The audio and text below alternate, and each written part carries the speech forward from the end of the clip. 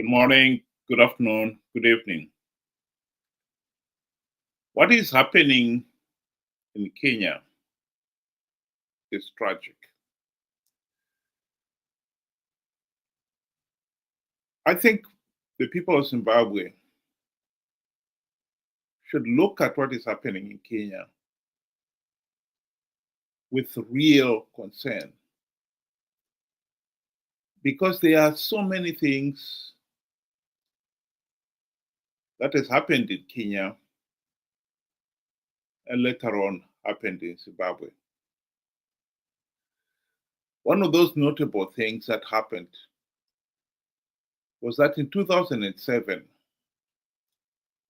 Kenya failed to hold free, fair, and credible elections and were compelled by the regional body there to go into a coalition, a government of national unity. A year later, 2008, Zimbabwe also failed to hold free, fair, and credible elections, and the regional body, SADC,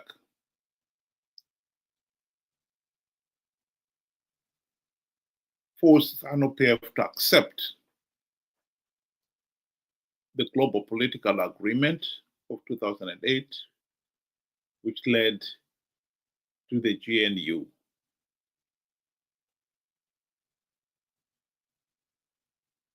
Whereas at least Kenya, Odinga, who was the leader of the opposition, did manage to implement a number of really important democratic changes in Kenya, such that the following elections were substantially free, fair, and credible. In Zimbabwe, Morgan Tsvangirai failed to implement even one token reform. And so the elections after the GNU were back to where we were, rigged elections.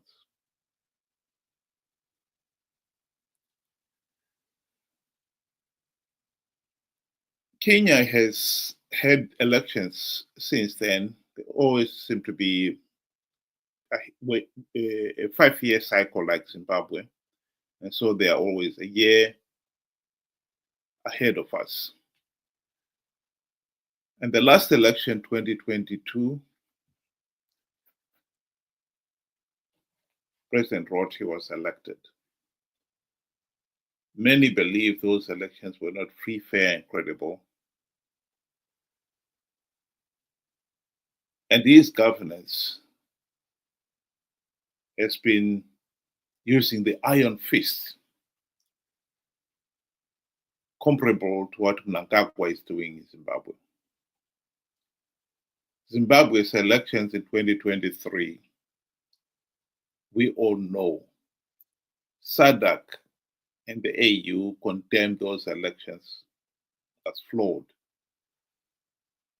and illegal. And Mnangagwa's rule has been with an iron fist too. Here is a video clip of somebody summarizing what is happening in Kenya.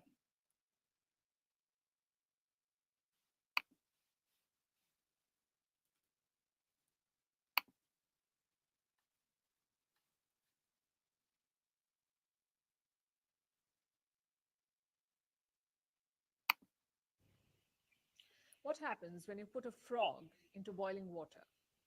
It jumps out. But what if you put it in tepid water, then slowly bring it to boil? The frog is cooked to death. I know it's dark, but this is a famous metaphor for ignoring your problems until it is too late to escape the consequences. Lately, this increasingly applies to one leader, William Ruto, the president of Kenya, the East African country. Ruto won power about 3 years ago. And he was elected on a promise. He vowed to protect the poor, to improve the well being of young Kenyans. But has he lived up to it? If you ask the people of Kenya, in all likelihood, the answer will be a resounding no. People are frustrated. The cost of living is high. There is unemployment, corruption, police brutality. It is a long list of problems. So, over time, anger has piled up. Things have spiraled, tensions have boiled, while Ruto has only grown more and more tone deaf. Don't kill them, but should shoot them in the legs so they break and they can go to hospital on their way to court.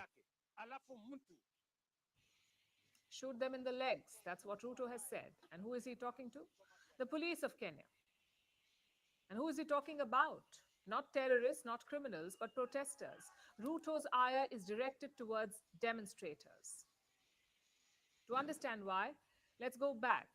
The Kenyan economy has struggled for years now. Previous governments borrowed money left, right, and center from China, from the World Bank, from the International Monetary Fund.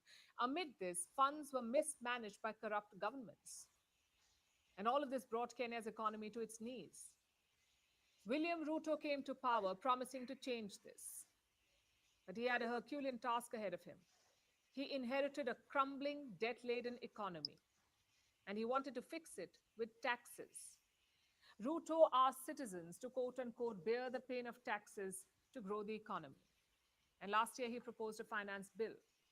But this bill would have increased the cost of essentials. So in the month of June last year, protests broke out.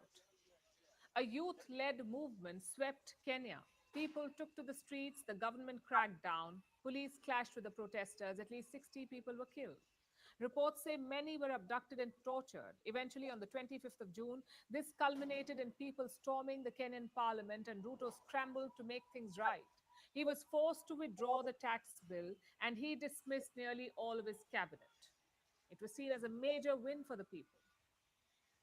But it did little to assuage public anger because problems have persisted, particularly police brutality.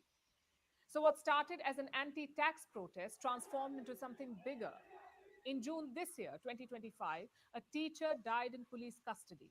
His crime? Well, that sounds very, very familiar to many Zimbabweans out there. We have seen it happen in our own Zimbabwe again and again and again.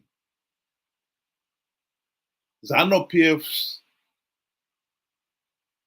brutality is well documented. When Mnangagwa got into power in 2017 to replace the late dictator Robert Mugabe, he promised to hold free, fair, and credible elections. And yet, he failed to implement even one token reform to make sure the 2018 elections were free, fair, and credible. And when the people went into the street to protest the rigged elections, he sent out the army. And many people were shot and men were killed. ZANU-PF has failed to turn around the economy. The regime has been making a big song and dance each time it delivers on a project. One of the latest ones was this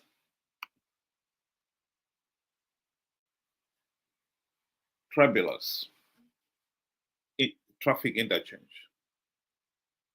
Mbudzi, as some people know it.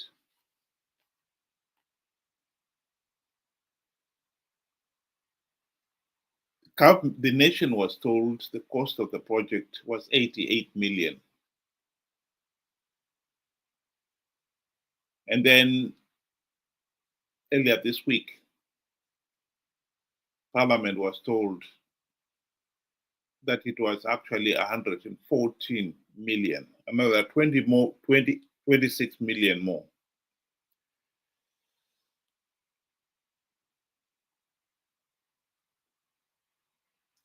many people, of course, fear that the main cause for that is corruption. And that will not be the first time that has happened. This is the tragic reality in Zimbabwe. Many Zimbabweans know that Zimbabwe's road infrastructure is in a real mess. There are potholes everywhere. Other infrastructures, other sectors of the economy are not much better. Our health services all but collapsed. It is very common these days to hear of the many stories coming from South Africa about Zimbabweans being harassed and forced to leave hospitals and clinics because South Africans are saying, no, you are here to take advantage of our health system.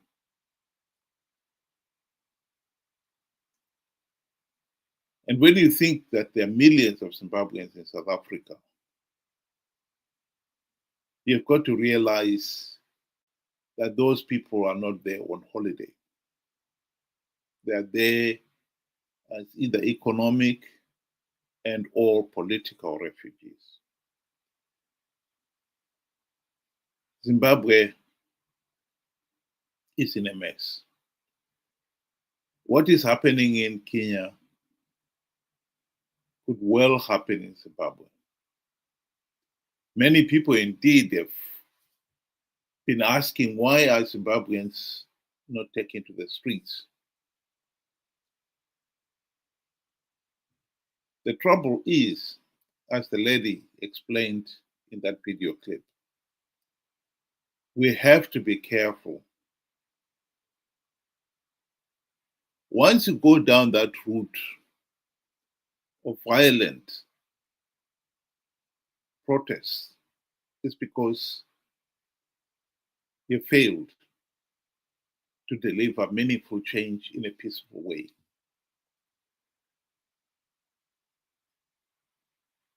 If Zimbabwe failed to hold free, fair, and credible election 2028, which is almost certain to happen, because not even one token reform has been implemented,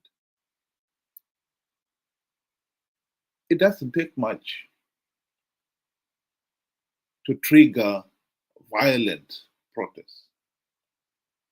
Indeed, Zimbabwe already, we have a history of military coups and violent street protests.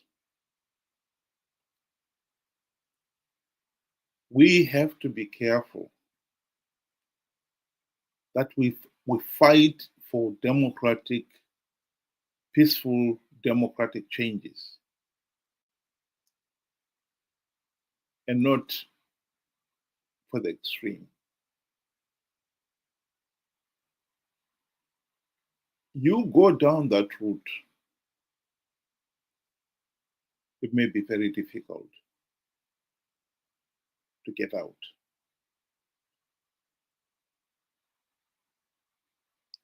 We have allowed our political system to destroy the country's economy. Zimbabwe's economy is in ruins. I've said on this platform that Zimbabwe is a failed state. It is a failed state. We've seen this happen for the last 45 years. But by failing to do something about it, we have forced millions of our own fellow countrymen and women to leave the country. And those are the lucky ones. There are millions of Zimbabweans who are still in Zimbabwe who have to put up with a failed system. For how long are they going to put up with a failed system? That is the question we should ask ourselves. What is happening in Kenya could well happen in Zimbabwe.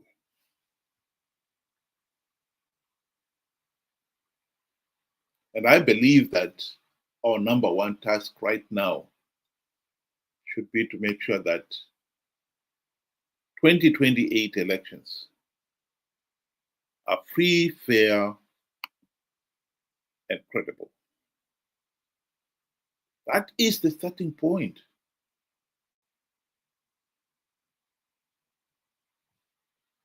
If you ask me what can be done to make sure a free, fair, and credible election happen in 2028, I'll be honest with you.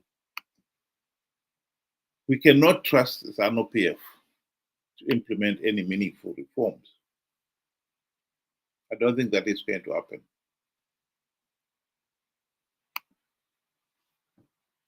Particularly now that Mnangagwa has captured those few Triple C seats, to give him a super two-thirds majority is not going to implement any meaningful reforms. ZANU-PF was never going to reform itself out of office. So that door is closed. Can we get the opposition to stop participating in these flawed elections and give the regime legitimacy? The answer to that one is also not likely. Ever since Morgan Tsvangirai and his MDC friends failed to implement even one token reform during the GNU, they have decided to participate in flawed elections, giving ZANU-PF legitimacy, but for the purposes of winning the few seats that they know ZANU-PF gives away. This has been said by David Coulthard in his book, and I've quoted this countless times. It is true, and it remains the truth. The opposition are participating in these flawed elections out of greed, pure and simple. The tragedy really is that millions of Zimbabweans out there have failed to see the opposition for what they've really become. ZANU-PF Team B. We've been participating in these flawed elections out of greed. ZANU-PF knows it. ZANU-PF knows, Mnangagwa knows that as long as he's able to bribe, to entice the opposition to participate, they will participate. And they, in turn, will con their followers to participate, giving the regime legitimacy. Those who pretend not to know what is happening, they've only themselves to blame for it. This is the political reality in Zimbabwe. We have got ZANU-PF that will rig the elections, and we've got the opposition who will participate in flawed elections out of greed. In the 2023 elections, although SADC and the AU election observers condemned those elections as flawed and illegal, all Chamisa's candidates who had participated and won seats in the 2023 elections, and this includes the likes of Fazai Mahere, David Coulthard, and many, many others, they all went ahead and took up their seats. Chamisa tried to tell them to stop, and they all ignored him. That is the greed I'm talking about. So to come back to the issue, what is the solution? The solution is for the ordinary Zimbabweans out there to realize that the political system in Zimbabwe will never produce quality leaders. No more than you can expect to catch quality fish fishing in a sewage pond. We have to change the system itself. And the opportunity to change it is there. SADC and the AU condemned last year's elections and thereby setting the marker for us. SADC and the AU will know that ZANU-PF has not implemented even one token reform. So if the elections go ahead and Zimbabweans do not participate in those elections in their millions, as they did in 2023 and in the years before that, SADC will deny ZANU-PF political legitimacy, as they did in 2008, and setting up the possibility of yet another government of national unity. This time,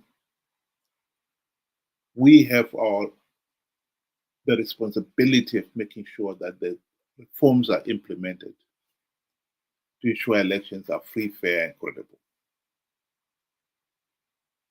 So I'll go back to what I said before. What is happening in Kenya could well be a forerunner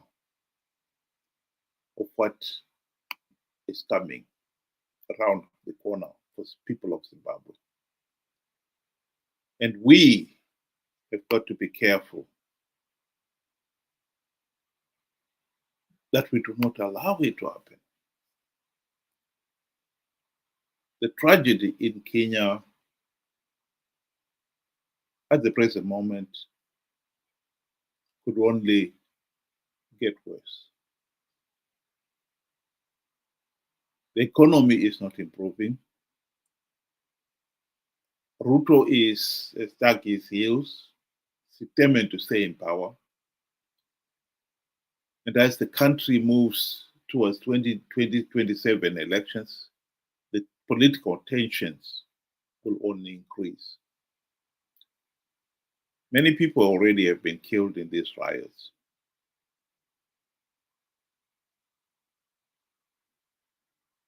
Kenya may well be the proverbial frog that has been sitting in the tepid water and now finds the temperature of the water is unbearable and yet cannot get out.